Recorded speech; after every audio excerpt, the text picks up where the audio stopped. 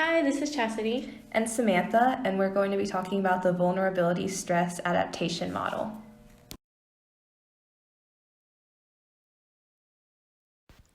The vulnerability stress adaptation model focuses on relationships within a marriage and family.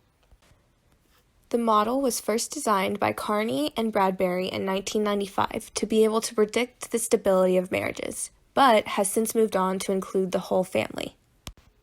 It looks at everyday hassles, the enduring vulnerabilities, and the random chance occurrences, and how they can affect the family's overall well-being.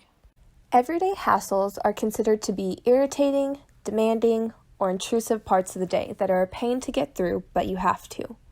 Some examples are home management, arguments, and having too little time.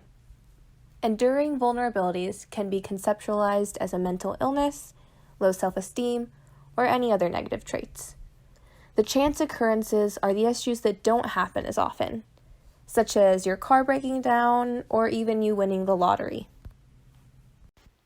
Both the everyday hassles and the enduring vulnerabilities have a direct effect on the family's adaptive processes. Adaptive processes are what the family uses to cope with stress. These adaptive processes have a direct effect on the family's relationships and their interactions, depending on whether the adaptive processes are positive or negative. This is what determines the family's well-being. The Smith family is your typical suburban middle-class family. Mr. and Mrs. Smith are a married couple with a 16-year-old boy who has ADHD and a 2-year-old girl who has Down syndrome.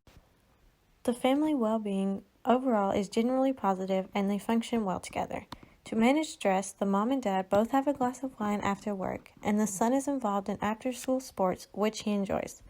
On October 18th, Mr. Smith injures his back and is no longer able to keep his job. Mrs. Smith now has to take on another job while the husband heals. Their son wants to help and quits his after-school sport to get a job. The burden of carrying the financials and the everyday hassles on her own drives Mrs. Smith to drink more in order to rid herself of her stressors. The 16-year-old is distressed about the situation his family is in and starts acting out in school.